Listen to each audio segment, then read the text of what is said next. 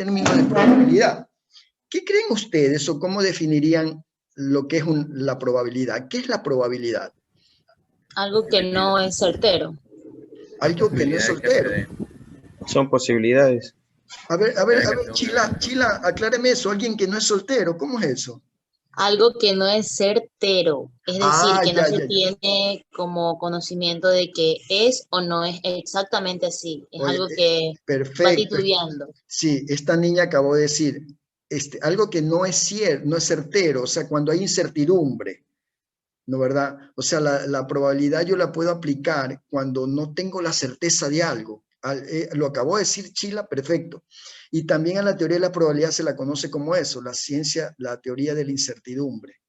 Gracias, Alison, muy bien. ¿Qué más? ¿Qué más? ¿Qué más? ¿Cómo pueden definir a la Refiere probabilidad? a la mayor o menor posibilidad de que un suceso ocurra. Ah, perfecto. Mira lo que Diego dijo. A la posibilidad de que algo ocurra. Miren cómo vamos armando el concepto. La teoría de la probabilidad también se la conoce como la teoría de la incertidumbre. Eso lo dijo Alison. Y Diego acabó de decir que es esa posibilidad de que un suceso o que un evento ocurra. Perfecto. ¿Qué más? O que pueda pasar al azar. Bueno, más bien yo diría, y cuando ustedes escuchan la probabilidad, ¿qué es lo que dicen? ¿De qué valor hablan? Cuando dicen algo es probable, ¿qué cosa es lo que me dan? Me dan Una situación. un porcentaje, ¿verdad, Ronald? Sí, o sea que te están dando un valor relativo, porque con ustedes hemos hablado que cuando el dato me lo dan en forma de porcentaje, se lo conoce como algo relativo, ¿no verdad? Como algo relativo. Como algo relativo. Mira cómo cada uno de ustedes ha contribuido a definir lo que es la probabilidad. Entonces vamos a tratar de armar un concepto basándonos en lo que dijo Alison, en lo que dijo Diego, lo que dijo Ronald y el otro joven creo que fue Mariño. Bueno, vamos a tratar de armar. Entonces la teoría de qué es la probabilidad también se la conoce como la teoría de la incertidumbre, ¿no verdad?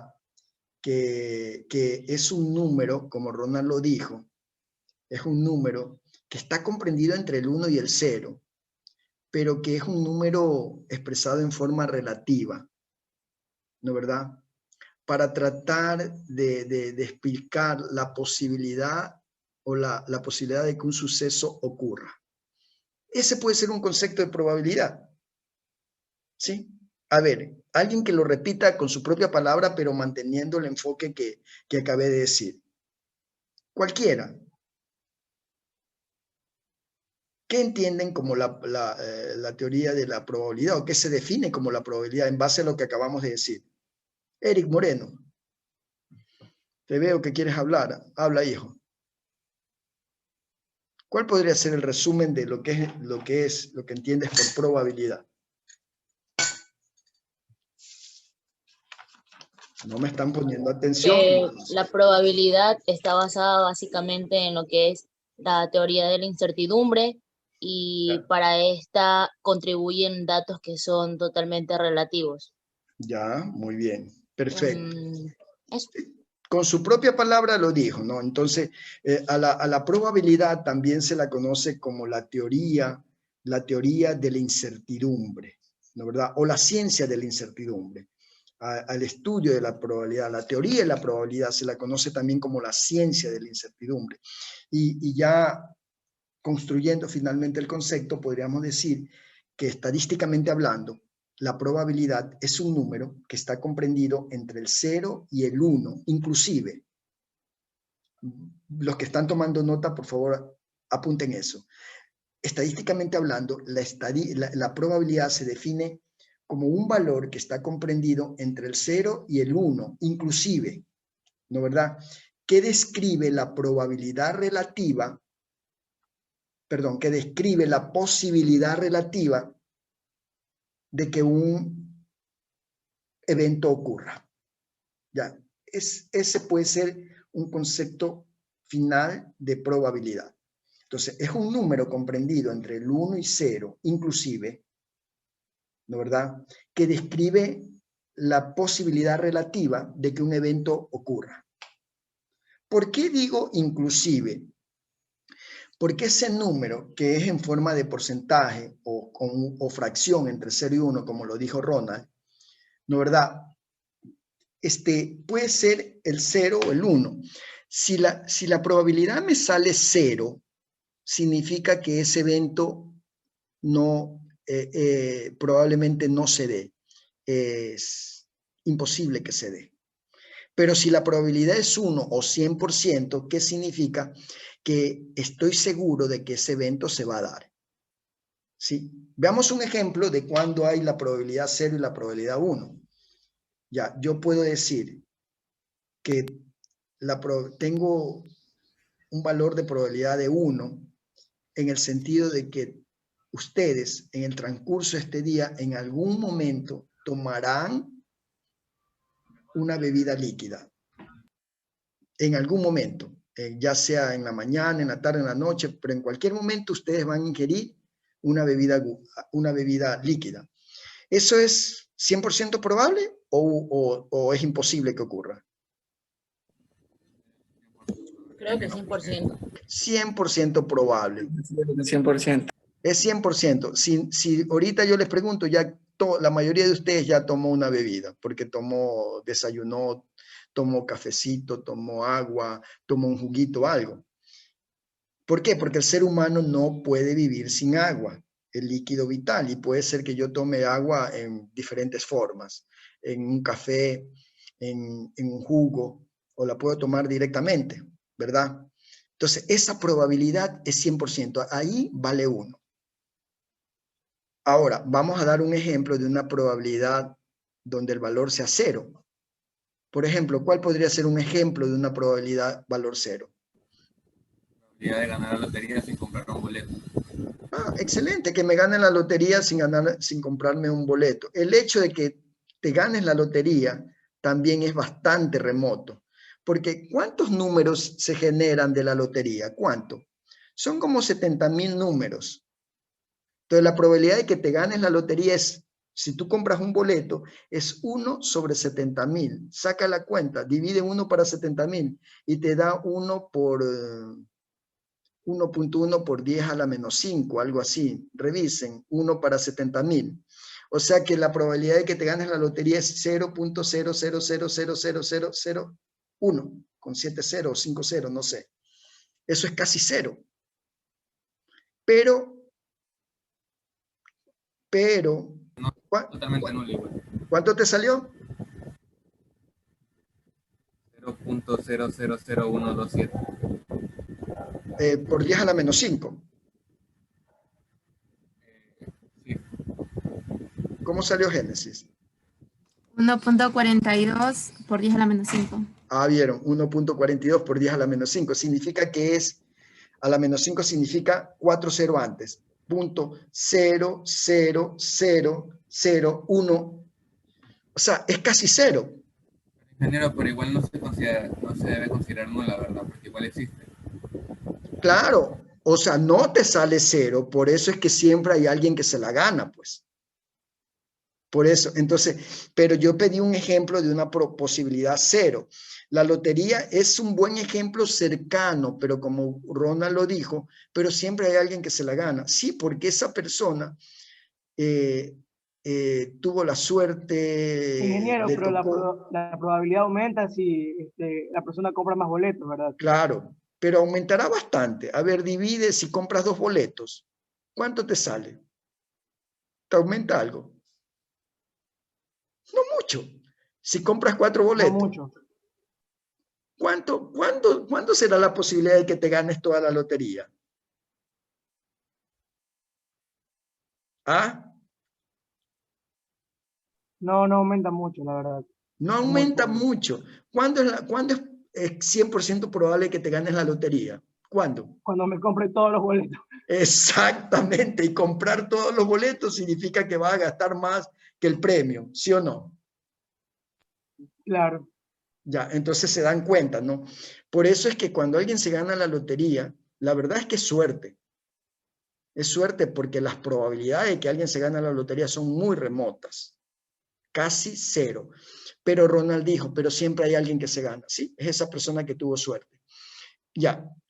Pero un evento que estoy seguro que no va a ocurrir es el hecho que podrías decir yo, estoy 100% seguro o existe una probabilidad del cero, de que en 5 minutos salga la luna o que en 1 hora salga la luna. ¿Sí o no? ¿Eso es probable que en 1 hora salga la luna? No. No. Es 0. A menos que vaya a ocurrir un eclipse, pero los eclipses uno ya sabe cuándo va a pasar, ¿no? Pero yo estoy diciendo, ahorita estoy más que seguro, o que la posibilidad de que salga la luna en 1 hora o durante 2 horas es de un 0%. Entonces, esa probabilidad es un número entre 0 y 1. Cuanto más se acerque el número a 1, ¿qué significa? Que existe una mayor certeza de que el evento ocurra, correcto. Cuanto más se acerca a 1. Pero si el valor se acerca más a 0, el evento es poco probable. ¿Sí? Si es en la mitad, si me sale una probabilidad del 50%, es 50% que ocurre y 50% que no ocurra. ¿Ya? ¿Sí entienden, chicos? Ese es el concepto de probabilidad. Cuando hablamos de probabilidad, también hablamos de algunos otros términos, como por ejemplo, acabé de decir uno, eventos. Evento, ¿qué es un evento? Puedo también hablar de experimento, porque la probabilidad siempre está asociada con algún experimento, como el que hicimos en el primer parcial. Lo que ustedes hicieron fue un experimento. Levantaron una encuesta, revisaron, la aplicaron a los microemprendedores. Estuvimos investigando o experimentando con los investigadores y con los microemprendedores y recabamos información de ellos. Pero esa información, en el momento que usted ya la tabula y que la deja registrada en una data, ya se convirtió en pasado. Entonces, como se convirtió en pasado y lo que ustedes hicieron en el informe que me prepararon fue una descripción de una información que ya pasó. Describieron usando las medidas de tendencia central, la de dispersión y de posición. Pero eso ya es pasado. Pero en cambio con las probabilidades, yo puedo ahora hacer un análisis de probabilidad con esa data y decir qué tan probable es que en el próximo mes un emprendedor en Guayaquil tenga 42 años, por decir algo. Lo puedo hacer ya, porque yo tengo una data donde tengo registrada toda esa información. Entonces yo puedo decir qué tan probable es que el próximo emprendedor sea alguien que tenga 42 años. Lo puedo hacer. Y pregunto, ¿esa probabilidad va a ser certera o tendrá algún error, algún margen de error? ¿El valor que me dé va a ser confiable o tendrá un margen de error? Va a ser 100%. La probabilidad de que al menos un emprendedor cumpla 42 años. Claro, que el próximo emprendedor que de Guayaquil, por ejemplo, no sé, supongamos que después de analizar toda la muestra, los emprendedores que tenían 42 años representaron un porcentaje de 22%, el 0.22. Entonces yo digo, existe la probabilidad, existe un 0.22% de probabilidad que el próximo emprendedor de Guayaquil sea alguien de 42 años. Es poco probable. Ya, es poco probable, sí, pero el valor en sí, el 0.22, ¿es razonable o no? ¿O Sí. tiene algún margen de error? No, porque se hizo a base de una muestra, pues, o sea, no se hizo las encuestas. De toda la población. Ya, muy bien, Génesis, excelente. O sea, el valor, el 0.22, tal vez no sea exacto a la realidad, porque Génesis acabó de dar la explicación. Tal vez sea cercano al valor real, pero no es exactamente el valor real, porque no analicé toda la población, los 80,000, 100,000, 200,000 emprendedores. Solo tomé una muestra. Pero ese valor tiene que ser cercano, porque las muestras deben tener también esa característica, ¿no? Pero fíjense, Si yo hubiera tomado, entonces ahí es donde entran los enfoques de la probabilidad. Génesis lo dijo, no, porque no tomé a toda la población. Si yo hubiera analizado toda la población, donde cada uno de los emprendedores tiene la misma posibilidad o tiene la misma probabilidad. Por ejemplo, si fueran 80.000 emprendedores, cada uno tiene el 1 sobre 80.000%, esa es su probabilidad, 1 sobre 80.000, cada uno, pero todos esos 80.000 son toda mi población. Cuando usted analiza la probabilidad basándose en ese concepto donde cada evento tiene la misma probabilidad de la misma probabilidad, hablamos de un enfoque cuantitativo, de un enfoque clásico. Eso es lo que se conoce como el enfoque clásico. ¿Sí? Pero cuando yo tomo una muestra y saco un valor basándome solo en esa parte de la muestra, en un número determinado de observaciones, ese tipo de estudios se lo conoce como probabilidad con un enfoque empírico. Entonces ya estamos viendo que hay hasta ahorita dos enfoques. Uno que es clásico y el otro que es empírico. Y si notan la diferencia, chicos, ¿cuándo es clásico y cuándo es empírico? ¿Sí? Entonces, clásico es cuando nosotros sabemos que conocemos prácticamente todos los elementos, conocemos todos los resultados posibles. Todos conocemos los 70.000 empleados, 70.000 microemprendedores, 80.000, lo que sean. Entonces, cada uno de ellos tiene la misma probabilidad. Entonces, en una probabilidad clásica, se parte de ese supuesto, ¿no? Que cada uno de los elementos que forman parte de esta población tienen la misma posibilidad. Sí. En cambio, en una probabilidad empírica, yo generalmente lo que hago es que tomo un grupo de observaciones, perdón.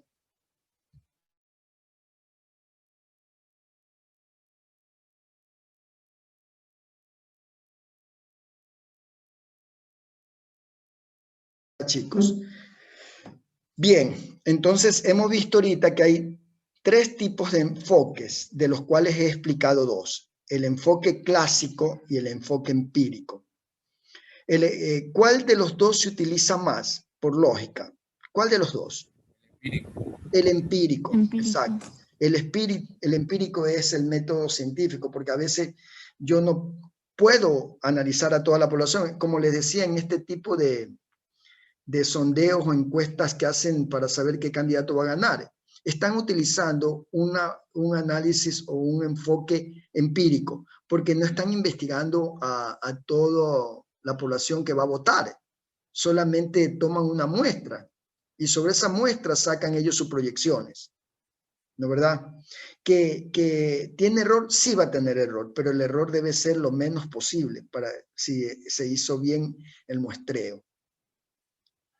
Pero si es un muestreo con un sesgo, ya nosotros hemos hablado de los sesgos, ¿no verdad? Imagínense que un candidato del sistema financiero contrate una empresa, pero él quiere que a él lo pongan como el triunfador.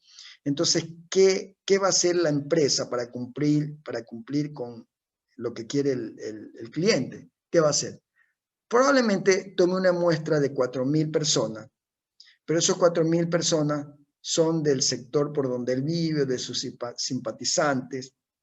Entonces, obvio que esa información va a estar sesgada. ¿Sí ven?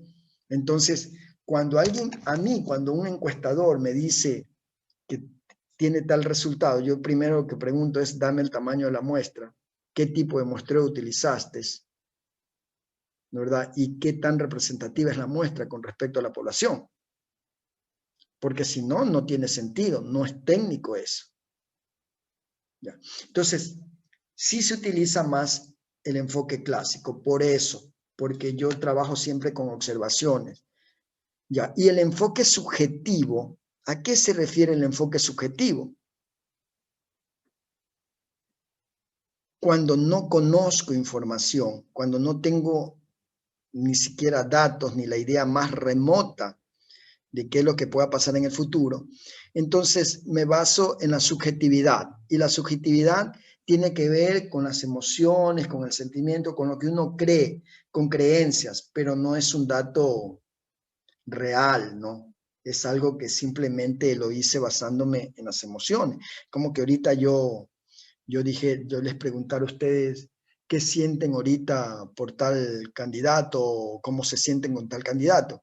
Y después, al día siguiente, pasa algo con ese candidato, que le hacen una campaña sucia, que atacan su credibilidad, y yo al día siguiente les vuelvo a preguntar y ustedes ya cambiaron de opinión. Eso es subjetivo, porque el resultado me lo están dando o lo estoy dando basándome en un sentir, en lo que presiento.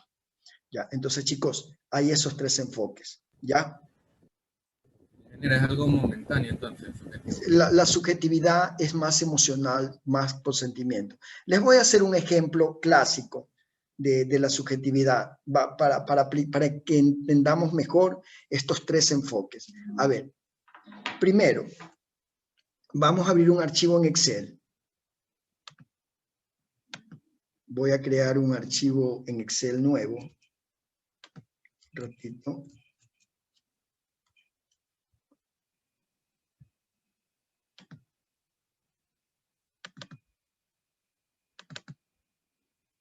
Ya, compartamos. Ya, por favor, todos trabajen, que después, terminada la clase, tienen que subir este archivo.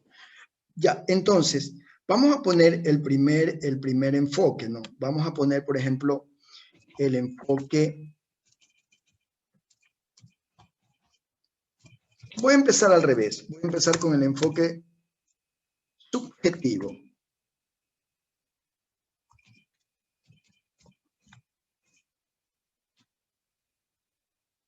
Aquí voy a empezar con un enfoque subjetivo.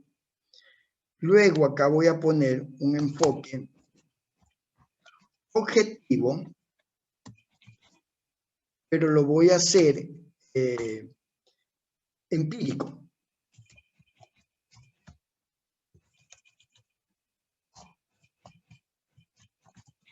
Y finalmente voy a usar también un enfoque objetivo, pero voy a hacer el enfoque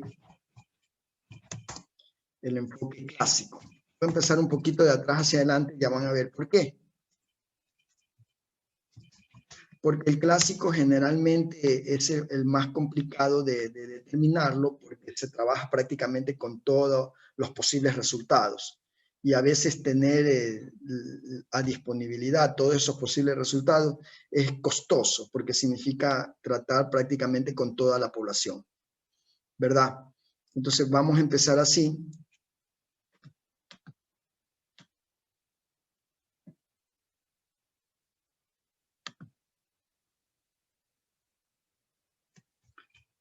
A ver, empecemos poniendo unos colores que vayan degradando. Ya.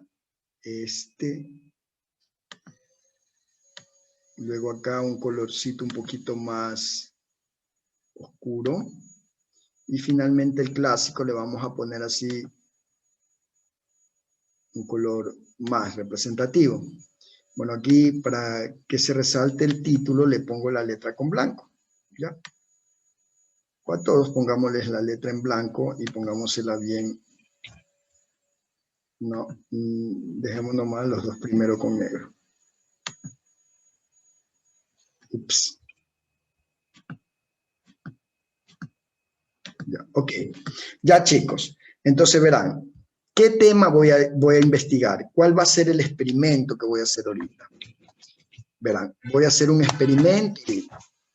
El experimento que voy a hacer es determinar los niveles de inseguridad de la ciudad de Guayaquil.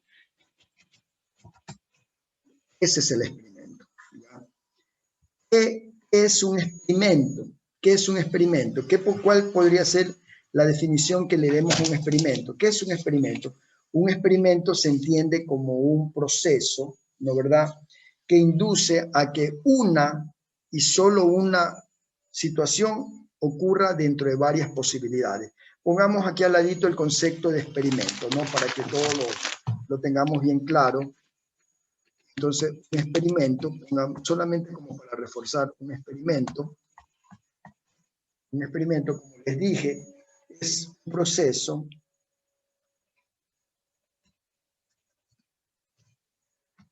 que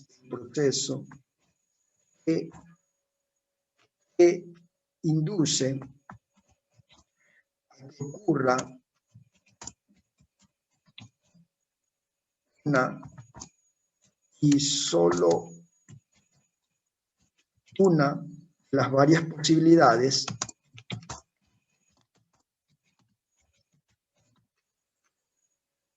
de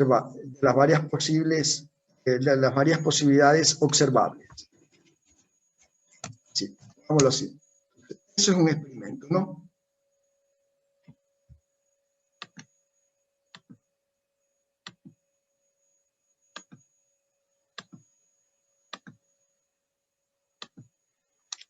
Un experimento es un proceso que induce a que ocurra una y solo una de las varias posibilidades observables.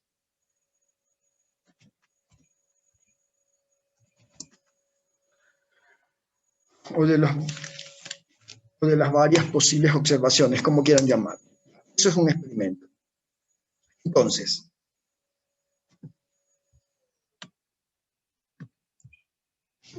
el experimento que voy con los tres enfoques. Experimento, determinar los niveles de inseguridad de la ciudad de Guayaquil.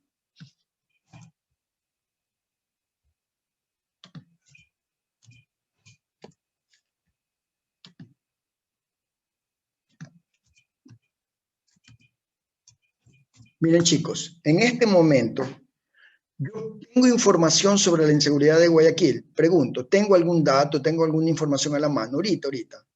Tenemos, en general, todos conocemos. No tenemos. Entonces, como no conozco nada acerca de la inseguridad de Guayaquil, no tengo ninguna información, no tengo nada, voy a usar el enfoque subjetivo. ¿Ya? Entonces voy a considerar un número de observaciones. En este caso, ¿a quiénes voy a observar? ¿A quiénes voy a observar? Piensen. ¿Quiénes van a ser parte de mi experimento ahorita? Yo voy a hacer ese experimento ahorita. ¿Con quién voy a? Con nosotros. Con ustedes, con mis estudiantes. Ustedes van a ser parte de mi experimento. Entonces, tengo en este momento 25 estudiantes. 25 estudiantes. Los voy a observar y voy a establecer un dato de probabilidad de manera subjetiva. Entonces, lo primero que les voy a pedir, cuando hablo de inseguridad, simplemente debo averiguar dos posibles resultados. ¿Quiénes creen que Guayaquil es inseguro y quiénes creen que Guayaquil es seguro? Esas son las dos posibles observaciones, nada más. ¿Verdad? ¿Quiénes creen que Guayaquil es seguro? Los que creen que Guayaquil es inseguro, personas que creen que Guayaquil es inseguro. Y luego voy a observar las personas que no creen, que creen que Guayaquil no es inseguro.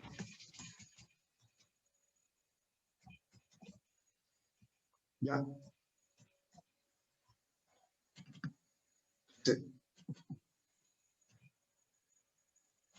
Miren, chicos, vamos a aplicar el método o el enfoque subjetivo porque no tengo ninguna información previa. Entonces voy a hacer un experimento con ustedes. ¿Ya? Lo voy a hacer con un enfoque subjetivo. Voy a suspender un ratito la pantalla para irme para conversar con ustedes. Ya, todos deben tener activada su cámara. Ya, yo quiero en este momento que ustedes me levanten las manos aquellos que creen que Guayaquil en la actualidad es inseguro. Levanten la mano. 1, 2, 3, 4, 5, 6, 7, 8, 9, 10, 11, 12, 13, 14, 15, chispa, 16, 17,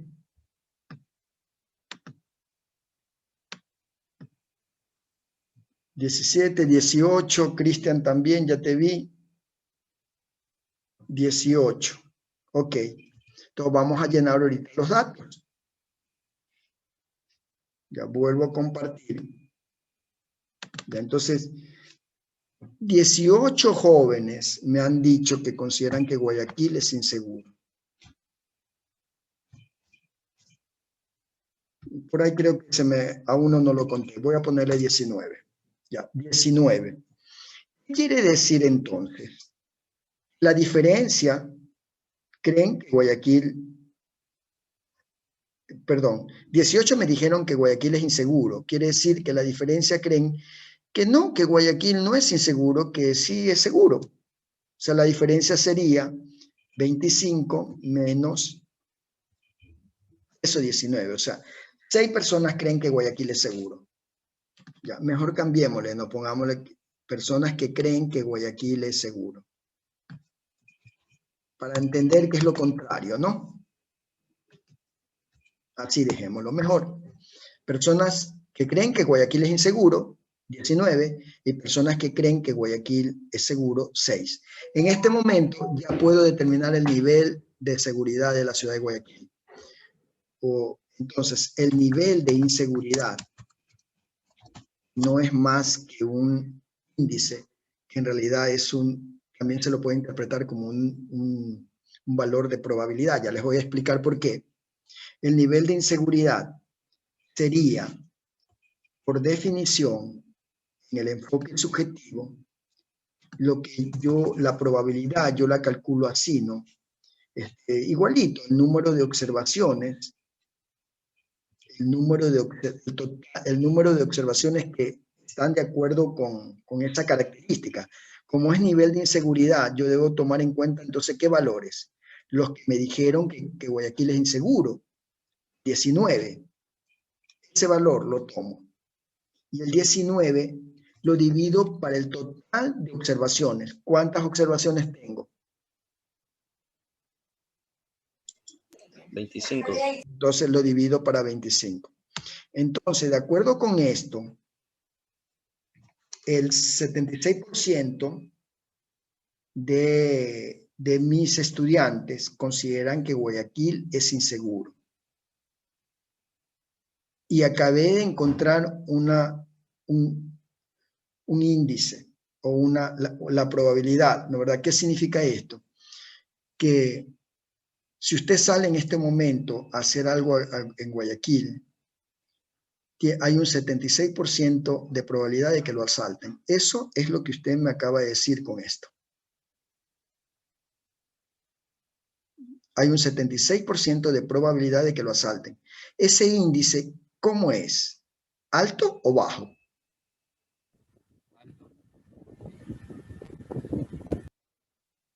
Les dije cuándo era alto y cuándo era bajo.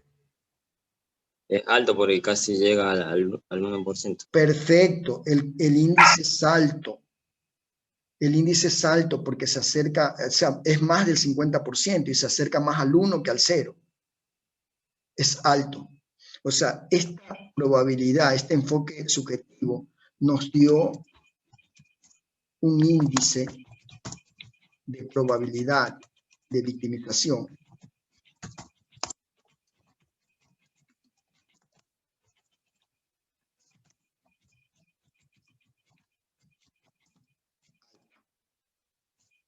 utilizando el enfoque subjetivo. ¿Ya? Miren, sale un valor alto.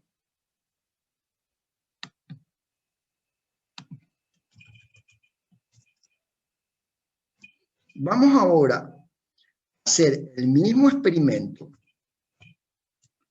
pero voy a hacerlo ahora con un enfoque. ¿Con qué enfoque? ¿Con qué enfoque? Empírico. Empírico, ya, igualito. Voy a trabajar con el mismo número de observaciones. Con el mismo número de observaciones, porque son 25 estudiantes, ya.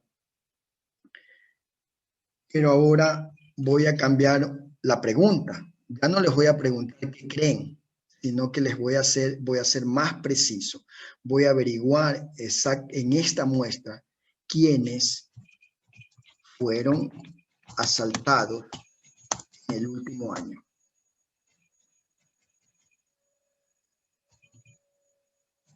Y ese es un evento. El otro evento sería quienes no fueron asaltados.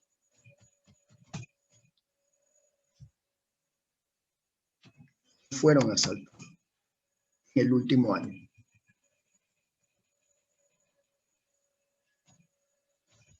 Entonces, ahora la pregunta cambia. Ya no estoy siendo subjetivo. Voy a obtener un dato más preciso, porque les voy a preguntar a ustedes en estos últimos 12 meses, no hace 3 años, no hace 4 años, no, en los últimos 12 meses, ¿quién de ustedes ha sido asaltado? Voy a dejar de compartir un ratito para observar cuáles son los resultados. Estoy haciendo un experimento, fíjense. La pregunta, levanten la mano los que en estos últimos 12 meses, o sea, de enero del 2020 a enero del 2021, alguno de ustedes fue asaltado. Levanten la mano quienes fueron asaltados en los últimos 12 meses. 1, 2, ¿quién más? 2 personas nomás. 3, Carranza, Jordan. ¿Alguien más? Nadie más. Solo 3. ¿Ok? Vamos. Estoy haciendo un experimento. Vean. Entonces resulta que fueron asaltados en el último año 3 personas. 3 personas. ¿Quiénes entonces no fueron asaltados? La diferencia sería 25 menos 3, 22. Por lo tanto, el nivel de inseguridad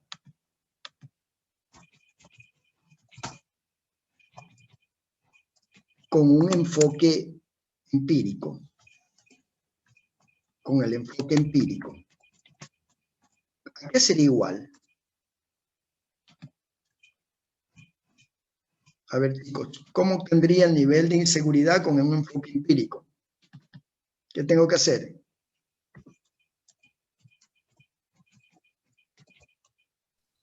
Se usaría la misma técnica, ingeniero, donde La misma técnica. O sea, se dividiría quiénes fueron asaltados en este año contra la muestra. Perfecto, hijita. Así es. Lo mismo, la misma fórmula. Esa es la forma como se calculan las probabilidades. O sea, yo divido el número de eventos, que ocurren sobre el total de observaciones. Esa es la fórmula. Perfecto. Muy bien, hijita. Gracias. Divides, porque estoy tratando de averiguar que fueron víctimas. Entonces, sobre el 25, lo mismo. 22. ¿Cuánto les dio ahora el índice? De 0.2, ingeniero. ¿Y ese índice cómo se considera? Se consideraría bajo en torno a la muestra. Perfecto, hijita. Qué buen analista que eres. Muy bien, perfecto. Entonces, nos dio un índice de probabilidad de victimización baja. Bajo.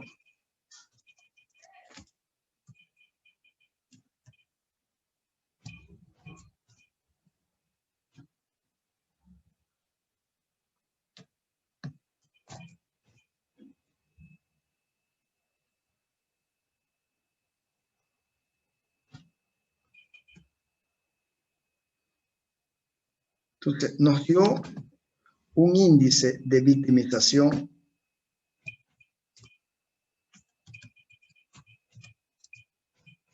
que no es más que la probabilidad, ¿no verdad? Bajo. Entonces, fíjense, ahora acá resulta que con el enfoque empírico yo tengo otra conclusión. Si alguien sale en este momento a hacer algo fuera de Guayaquil, existe un 12% de probabilidad de que sea asaltado, que es bajo, realmente, no es muy alto, comparado con el 76% de hace un momento, porque como es relativo, esto lo puedo dejar también como porcentaje, para entenderlo mejor. O también se entiende de otra manera, de que de cada 100 guayaquileños, 12 han sido asaltados. O que de cada 100 guayaquileños, 76 han sido asaltados. Miren, el de acá es monstruoso. La probabilidad, el enfoque subjetivo. ¿Ya? ¿Cuál de los dos será real? ¿O el más cercano a la realidad? Contesten. ¿Cuál será? ¿Cuál? El subjetivo. A ver, voy a dejar un ratito de compartir porque quiero conversar con ustedes. ¿Cuál de los dos enfoques se acercará más a la realidad? ¿El subjetivo o el empírico? El empírico, ingeniero. El empírico. ¿Por qué? Porque ya está Está basado más en los hechos que han pasado. Correcto, excelente, muy bien. Exactamente. El enfoque empírico es más real, o se acerca más a la realidad, porque no estuvo basado en lo que yo creo, en mis sentimientos, en mis emociones, que era lo que al principio le pregunté, sino en hechos reales. De mis 24 estudiantes, o 23 estudiantes que tenía en ese momento, solamente me dijeron 3 que habían sido víctimas, 4.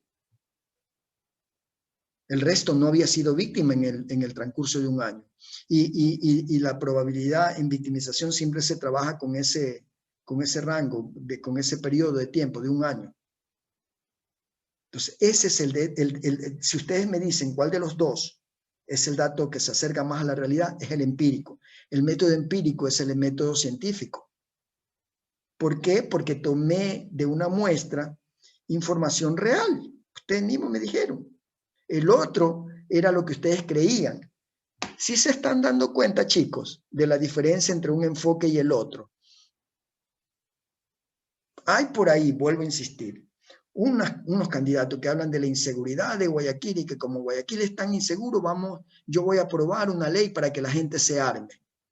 ¿Eso tiene sentido con estos datos?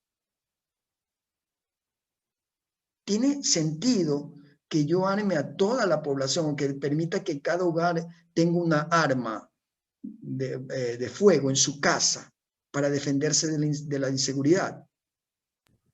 No, ingeniero, No. porque está combatiendo violencia con violencia. Claro, no se puede combatir. ¿Qué va a pasar si ustedes tienen un arma allí? Hay otro tipo de delitos que no se denuncian, como por ejemplo la violencia intrafamiliar, la violencia que ocurre dentro de los hogares. En una de esas que papá y mamá o cualquiera de los miembros de la familia pelean, en un ataque de coraje, si hay un arma disponible, que saben que hay un arma, puede ocurrir una desgracia. No, yo por eso cuando escucho que esta gente habla de eso, me da como un coraje. Digo, no podemos permitir que alguien con esa mentalidad que piense que hay que armar a la ciudad, hay que armar a los hogares para defenderse de una inseguridad que es subjetiva. Lo acabé de mostrar con este ejemplo de ustedes, con este experimento. Es subjetivo, porque la mayoría de ustedes al principio creen que Guayaquil es violento. ¿Pero por qué? Porque su idea, su sentimiento y sus emociones han sido dirigidos por lo que ven, por lo que escuchan en las noticias. Pero en realidad ustedes no han sido víctimas, no han experimentado eso hace un año. Solamente, salvo las excepciones que mencioné, pero de ahí el resto está inducido por sus sentimientos. Entonces, una política en este tema no puede ser basada en un enfoque subjetivo, tiene que ser basado en un enfoque empírico, científico. ¿Se dan cuenta, chicos, por qué a veces tenemos unos candidatos que a mí me preocupa ver que esta gente llegue al poder con esos criterios, cuando ni siquiera utilizan el método científico? Tenemos que pensar en el ser humano, en las consecuencias, detrás de eso, ¿qué puede pasar? Esta gente que tiene plata, lo único que piensa es en ver cómo van a hacer plata. ¿Y quiénes se van a favorecer con una medida donde se permita la venta de armas? Los que importan armas, pues, los que venden armas. ¿Y quiénes hacen eso? La gente como usted y como yo, que somos de clase media baja. ¿Quiénes hacen eso? Entonces, fíjense cómo las estadísticas nos dan un arma para tomar mejores decisiones. Ahí está clarito. Ahora, ya usted me dice, profesor, pero solamente es una muestra de 30. Eso no representa mucho. Tienes toda la razón. Tal vez no represente mucho, pero es una buena muestra. ¿Por qué digo que es una buena muestra? Porque aquí tengo 25 estudiantes que viven en diferentes partes. Y generalmente las víctimas de los delitos en Guayaquil, ¿quiénes creen que son? Los jóvenes, ustedes. Ustedes son para mí una excelente muestra por el tema de investigación que estoy realizando, porque la mayoría de las víctimas son jóvenes. ¿Por qué? Porque generalmente el joven es más descuidado, anda en la calle hablando por el celular, con los audífonos, entonces le dicen a los ladrones, mira, tengo un buen celular, ¿no? ¿Verdad? En cambio, una persona mayor, ya nosotros somos más precavidos, si andamos a la calle dejamos bien guardado el celular, o por último ni lo llevo. Yo cuando salgo en una ni llevo el celular, porque no quiero mostrar ningún elemento que atraiga a la delincuencia, pero los jóvenes son más despistados. Entonces, ahí está, es una buena muestra. ¿Ah? ¿Qué dijiste, Ronald?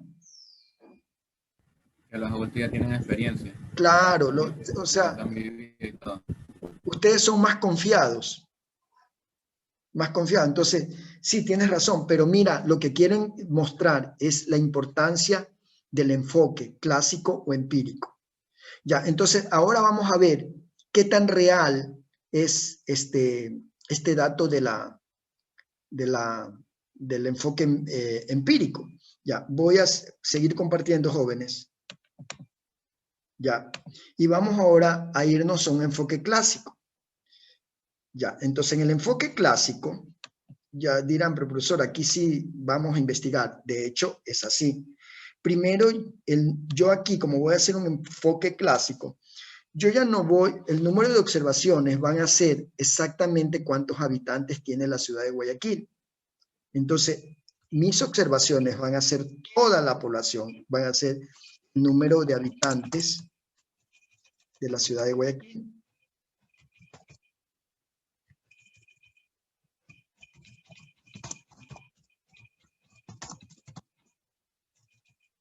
Guayaquil. Bueno, ya ese dato lo tengo, lo busqué, lo bajé de internet, más o menos, hace un ratito.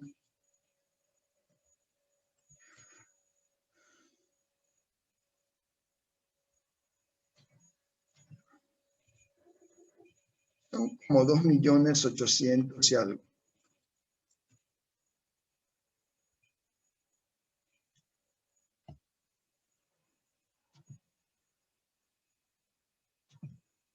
Ya, déjenme darles el dato más o menos. 2.689.788. Número de habitantes de Guayaquil. Ya vamos a poner este valor.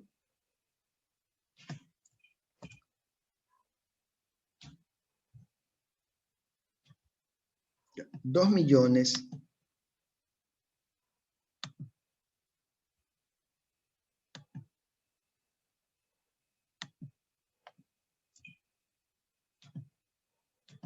ahí, se los dejo para que vean bien cuál es el valor.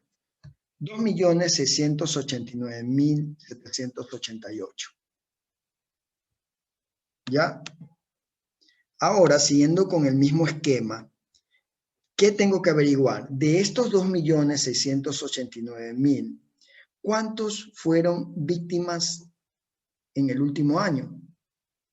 El número. ¿Y de dónde voy a sacar esa información? ¿De dónde ustedes creen que puedo sacar el número de personas que han sido víctimas durante todo el año? De los censos, ingeniero. ¿De dónde? No te escuché. Personas que fueron víctimas de la delincuencia. Del registro de denuncias, ingeniero. Correcto, ingeniero. Jimena. Del registro de denuncia, o sea, de la Fiscalía General del Estado. Las denuncias de las personas víctimas, esas las voy a sacar de las denuncias de la Fiscalía General del Estado. Busco por Guayaquil. Ya, el dato más o menos decía que era un 30%. Ya, entonces, les voy a dar más o menos un dato aproximado, ¿no? Pero lo que quiero que vean es que para el enfoque clásico yo necesito investigar más porque estoy tratando con datos reales, ¿verdad? Entonces vamos a suponer que unas 180.000 personas denunciaron. Unas 180.000. Ya. Pero usted me dirá, sí, profesor, pero hay delitos que la gente no denuncia. Y es verdad, de cada 10 delitos generalmente solo 7, a veces 8 se denuncian. Quiere decir que este valor no es tan real. O sea, esto es solo lo que han denunciado. Pero a esto yo debería sumarle un 70% más. ¿Verdad? Entonces, para incrementar un 70% lo multiplico por 1.7. Y en realidad yo podía decir que han ocurrido unos 306.000 delitos. Este es un dato más real, incluso más que el de la Fiscalía, porque la Fiscalía solo tiene lo que la gente denuncia, pero hay un 70% de gente que no denuncia. Entonces, quiere decir que las personas que no fueron víctimas,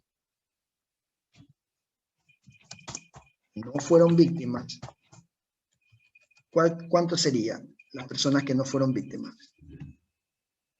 ¿Cómo la calcularía?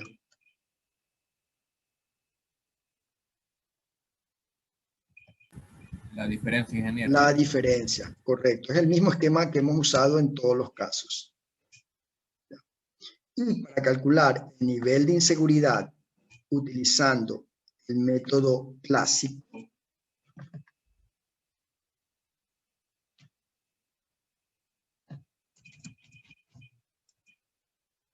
en este caso, cada uno de los habitantes de Guayaquil tiene la misma probabilidad, ¿no? 1 sobre 2.668.000 habitantes. Entonces, en el enfoque clásico, yo lo que hago es que el número de personas que fueron víctimas sobre el total de posibles resultados. Entonces, ¿cuál es el total de posibles resultados? Los 2.600.000. ¿Cuántas fueron víctimas? 306.000. Entonces, el nivel de inseguridad, ¿cómo lo calcularía? ¿Cómo lo calcularía? Divido. Hablen, pues, hijo. Las personas que presentaron denuncias para el número... ¿Qué valor? Dame el valor. 306.000. ¿Dividido para quién? Para 2.689.000. Correcto, excelente, perfecto, muy bien. ¿Ya cuánto te salió ese índice? Dejémoslo en forma de porcentaje y dejémoslo con unos 2 decimales. Ya. ¿Cuál fue el resultado que nos dio con el método clásico? nos dio un índice de probabilidad de victimización bien bajo. Entonces, ahí está demostrado que el enfoque empírico es mejor que el subjetivo, porque es el que más se acerca a la realidad. En ambos salió un índice bajo. ¿Sí ven? Y casi cercanos, miren, porque aquí me salió el 11 y acá me salió, perdón, el 11.38 y acá me salió en el empírico el 12. ¿Sí o no que están casi cercanos? ¿Vieron? O sea, más lógica o el mejor enfoque entre el subjetivo y el empírico es el empírico. Se acerca bastante a la realidad. El clásico me da el dato real, es este. Y el empírico está bastante cercano. Entonces, si ustedes se dan cuenta aquí la diferencia, pongamos la diferencia en porcentaje, la diferencia con el real.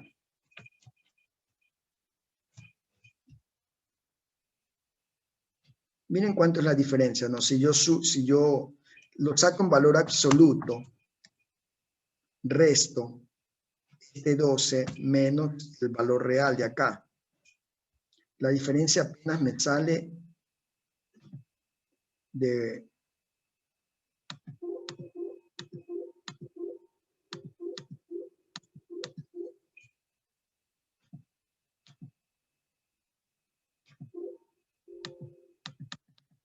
No sé por qué no se ve.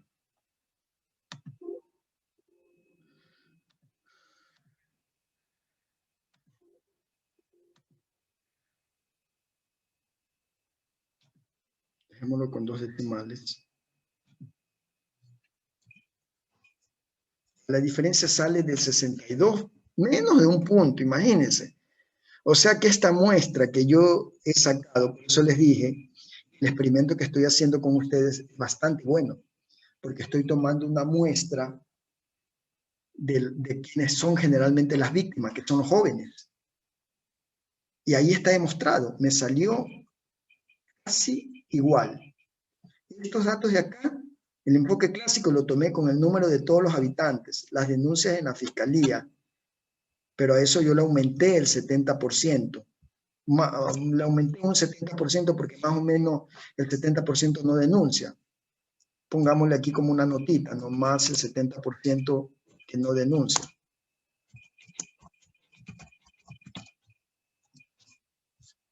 Entonces me salieron 306,000. Y el dato real es de 11.38, mientras que el nivel de inseguridad empírico es 12, casi están por allí. Apenas tengo un margen de error de 0.62.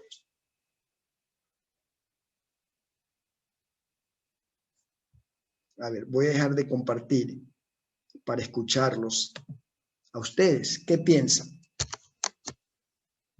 ¿Está claro los 3 enfoques? Con el ejemplo, ¿quedó clarísimo o no? Sí, ingeniero, todo claro la diferencia entre ellos. ¿Sí? Si ven, el subjetivo, el clásico y el empírico. Entonces, ¿cuál es el que más se utiliza? El enfoque empírico. ¿Por qué se utiliza más el enfoque empírico? Porque yo no puedo a veces examinar todos los posibles resultados, porque puede ser muy costoso, puede ser casi imposible saber exactamente cuántos posibles resultados hay. Entonces uso el método empírico, tomo una muestra. Y fíjense, lo interesante del experimento que acabé de hacer es que me salió un resultado bastante cercano con la realidad, porque como les había dicho, la muestra que estoy tomando ahorita es súper buena, son ustedes, jóvenes, que son la mayoría de las víctimas. Y ahí está. ¿Somos o no un buen equipo de científicos e investigadores? Ah, chicos. Sí, ingeniero. ¿Qué datos, qué agencias deberían contratarnos a nosotros, sí o no? Entonces un político, antes de que me hable el tema de inseguridad, cuando alguien le venga a hablar a usted de inseguridad, dígale, pues, oiga, yo hice un experimento en clase y estos fueron los resultados. Infórmese, vaya a estudiar, o si quiere yo le doy clases. Es que ese es el problema, ingeniero. Ellos piensan que las personas, por eso mismo ellos, digamos que lavan la mente de las personas, porque las personas no están bien ilustradas mediante este tema, entonces ellos piensan que pueden engañar a las personas como ellos quieren. Y ese es para lo que uno se prepara, pues, ¿no? Para evitar todo este tipo de inconvenientes con esa clase de personas. Así es, Jordan, hiciste una buena reflexión. Ya, bien chicos, miren, se dieron cuenta que el método empírico nos dio bastante cercano a la realidad. Incluso yo puedo, ahorita, porque mi muestra que fueron ustedes fue excelente, ya ahí yo me quedaría contento, ya ni hago otro muestreo, porque ya con los resultados que me dieron ustedes fue excelente. Pero de repente, yo puedo tener una mayor confianza con mis datos. ¿Cuándo, chicos? Porque solo tomé una muestra de 25. ¿Cuándo puedo estar más seguro de la información? ¿Qué haría? Aumentar la muestra. Exactamente. Aumento el tamaño de la muestra. Si hago una muestra un poco más grande, ese resultado que me puede dar probablemente se acerque más a la realidad. ¿Por qué? Porque cuando aplicamos el método empírico también tenemos que acordarnos que hay una regla que se llama la ley de los grandes números. Anoten, por favor, esa ley de los grandes números. ¿Qué dice esa ley de los grandes números? Que mientras yo hago más grande el tamaño de mi muestra, la probabilidad empírica se acerca más a la realidad. ¿Ya? Por eso Ronald dijo, tomo una muestra más grande. Correcto. Te aseguro que si yo tomo una muestra más grande, ese 0,62 que hay de diferencia se va a hacer más pequeño todavía. Vamos haciendo la prueba. Vuelvo a compartir. Entonces, aquí voy a hacer una muestra. Aquí al ladito, la voy a copiar porque es igualita. La voy a copiar acá. Pero ahora ya no importa. Voy a suponer que tomo unas 300. Ya, pero el de aquí debo congelar el valor de la empírica. Función F4. Ya. Y ahí la arrastro. Verá, vamos a suponer, ¿no? Que yo ahora tomo una muestra de todos mis alumnos de mis 5 cursos, que en promedio son 30 alumnos por cada curso. Entonces voy a tomar una muestra de 150. Yo a los 150 en total les pregunto y me dicen más o menos unos 16 han sido víctimas. O unos, no, está bien, 18, pongámosle. No, uno más, 19. 19 me dijeron que fueron víctimas.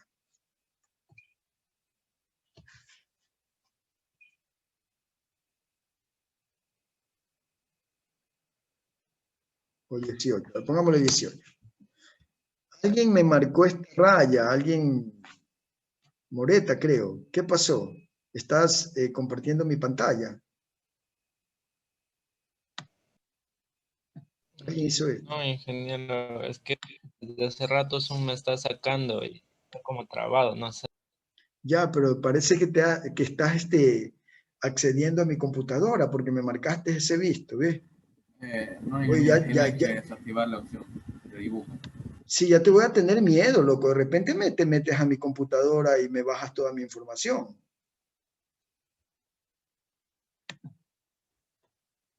¿Cómo hiciste eso, Eric? Hay una opción de dibujar, ingeniero. Sí, yo sé, tranquilo. Sí, Ronald, estoy bromeando, no te preocupes que estoy bromeando. Y que como estamos hablando... ¿Cómo lo viste, ingeniero? Como estamos hablando del tema de inseguridad, enseguida te preocupaste, ¿no, Ronald? Tranquilo, estoy bromeando, tranquilo. Ya, a ver. Mira, entonces, noten ustedes que aumenté el tamaño, ¿no verdad? Y me mejoró. Bueno, aquí es que lo que pasa es que la muestra fue tan buena que el error fue casi mínimo. Aquí le pongo 18, o pongamos que fueran 152 estudiantes. Ya, ahí, supongamos que fueran 152 estudiantes. De los 152, 18 me dijeron que habían sido víctimas.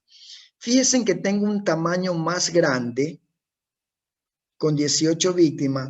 Me salió la diferencia con respecto a la real un poco menor. Ustedes dirán, pero le salió igual 12. Es que lo tengo sin decimales. Déjame ponerle más decimales. Copiar este formato arriba para saber exactamente con cuántos decimales. Ahí está, ese es el dato correcto. Y esto le copio este formato arriba. Ya, ahí está. Miren, mejoró pues. Ya, mejoró. Ahora está, esta era una, pongamos, esto era una muestra 1. Voy a insertar una línea aquí en blanco y le voy a poner aquí como a la primera, como que es una muestra 1. Muestra 1. Y luego cambié una muestra un poco más grande, la muestra 2. Entonces observamos que a medida que yo cambié el tamaño de la muestra, lo aumenté, ¿qué observé? Que la probabilidad empírica con respecto a la real mejoró. Se acercó más. Miren, aumenté el tamaño de la muestra, ahora son 152. De los 152, 18 me dijeron que fueron víctimas. Entonces me salió el índice de victimización 1184. Cuando lo resto del valor real, es casi el mismo, ¿sí se dan cuenta? Casi me sale el mismo, 1184 y acá 1138. Apenas por 47 es la diferencia. Ya. Esto, ¿cómo se llama esto? Cuando yo aumento el número de observaciones o aumento la cantidad de intentos. ¿Cómo se llama? ¿Cómo les dije que se llamaba esto? De los grandes números. Claro, entonces aquí anotemos la ley de los grandes números. Aquí se está cumpliendo la ley de los grandes números.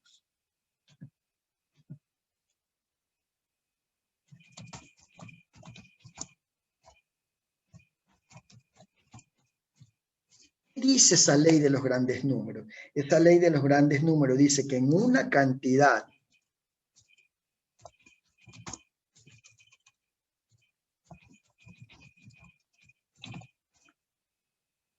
en una gran cantidad de intentos,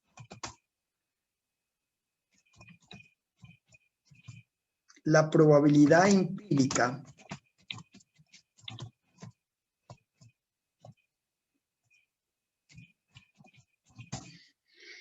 de un evento se aproxima o se aproximará, hablemos en futuro, se aproximará a su probabilidad real. Punto.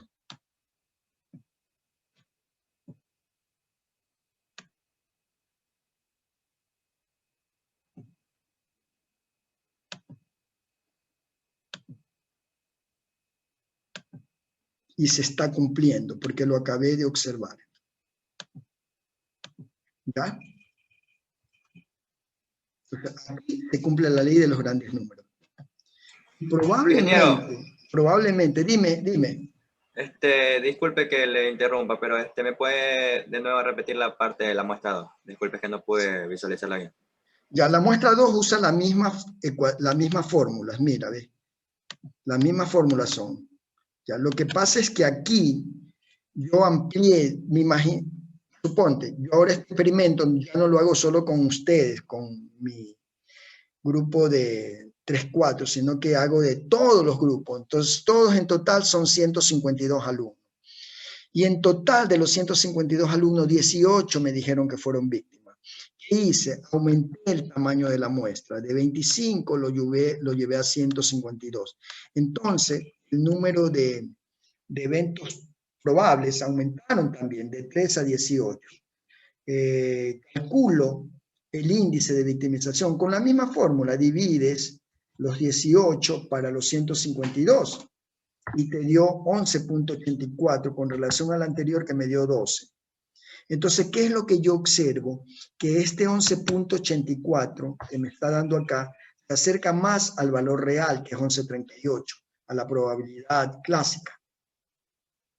Si tú restas estos dos en valor absoluto, la diferencia te sale 0.47. Mira, ahí estoy restando el 11.84 menos el 11.38 en valor absoluto, me da 0.47. Entonces es una prueba de que a medida que yo aumento el tamaño de la muestra, que lo aumenté de 25 a 152, el valor de la probabilidad empírica se acerca más al valor real.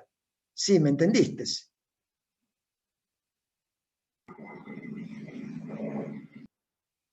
ingeniero. Ya.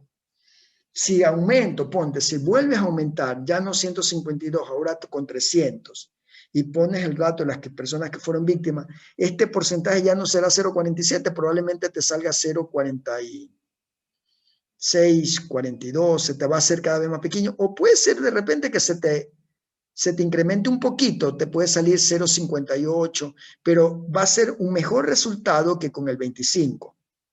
Sí, me explico, jóvenes. Miren, puede pasar esto, ¿no? Supongamos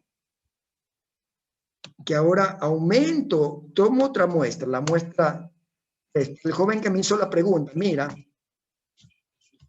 ahora aumento, ya no 152, ponte que fueran 300 o 400 personas. Y de las 400 me dicen 32 que fueron víctimas, o 35. Entonces, las que no fueron víctimas sería la diferencia entre 400 y 35. Y la probabilidad de las que fueron de ser víctimas, simplemente divido el 35 para el 400.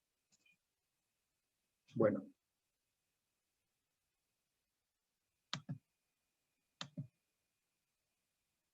Y de allí, la diferencia ya salió un poquito mayor, 2. Bueno, ponte que aquí no sea 35, sino 38. Ya. Puede pasar eso, no importa. Puede pasar, o pongámosle 40 y 39.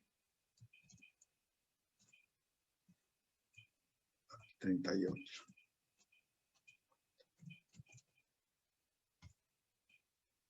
43.